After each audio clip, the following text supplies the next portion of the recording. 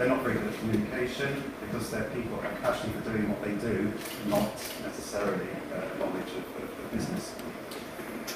Also, the way the system works, you tend to get bits of funding here, there and everywhere. You get lots of service provision in certain areas, holes in others.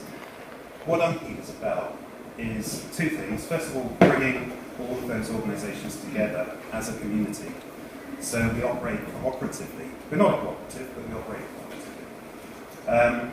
And a lot of that, as Sam said, is establishing the communications means, both between social enterprises and with other organisations, but more particularly with people who need the services.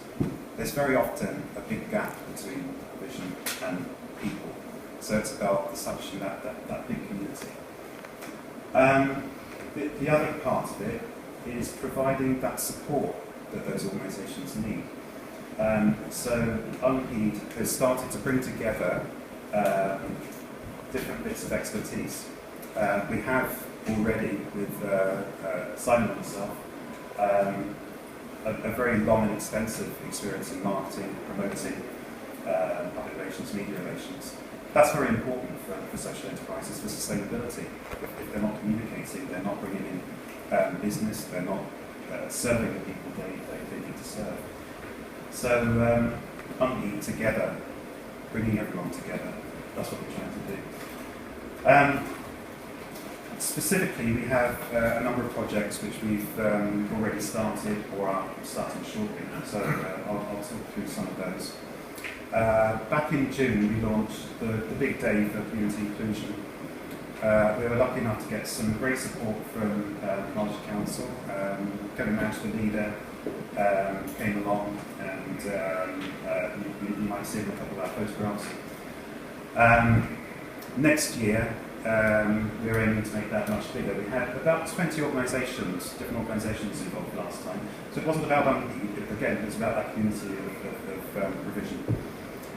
Next year, 40 or 50 different organisations throughout Carmarthenshire, and hopefully a lot of media to go with it. So we're promoting inclusion. We're starting to put everything together. Another one of our projects, and remember, we have to be sustainable. You know, we're selling the sustainability message. We've got to be sustainable ourselves. One way in which we hope to make some money to keep it all going is by relaunching Carmarthenshire Life as a community magazine. We're lucky enough to have here today David Fielding, who originally launched Carmarthenshire Life and still runs Pembrokeshire Life. Right, thank you.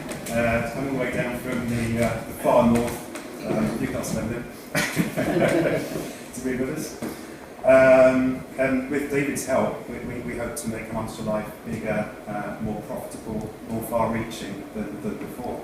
Doing all the things it did before, all the lifestyle things, the cultural things, heritage, history, people, but also reaching communities. And part of that is having a free digital version, which will be available to everyone. So community groups can get on the back of that and promote themselves everywhere. Okay, it's digital, not everyone has digital, but actually another part of our aim is to take the digital world further and to reach more people. And we hope to be raising money to help that to happen. We're today launching a service to other organisations that I've already talked about, primarily a marketing service, but we'll be expanding that over time. And of course we'll be making money out of that again to provide the services that we want to. We've already started talking to YNGHYD Community Council, represented by Mike here today, about setting up a community hub in YNGHYD. And again, that's about bringing together all the organisations that work separately in the area, but aren't reaching the people that they should be. Very often, somebody in need, maybe for the first time in their lives, is someone who's old, has become infirm, don't know where to turn to. So having a visible hub in the middle of the town is very important. Somewhere they can go, and then that can be responsible for signposting, putting people in touch, getting organisations together to help promote them. So that's our first foray into the community hub world. Later on, we're going to be working with Mia and Nia's group with the Good Shed Trust, again with all the community organisations out there, to try and build a business plan for the future of the Good Sheds. Obviously, we're not counting our chickens, but we hope to be very much involved in that and working with Robbers as well, Rob Boyd, on that. What have I missed, Simon? How to? How to, sorry. Nikki's going to be talking about how to. I won't put any spoilers. I'll let her explain exactly what it is and what it's doing. But that's another commercial arrangement which I believe will be entering into to make the whole thing bigger, to make it work, and like I say, to bring organisations together, very important. Mike from Arts Wellbeing there, we've done a lot of work with Mike's organisation and organisations like Mike's,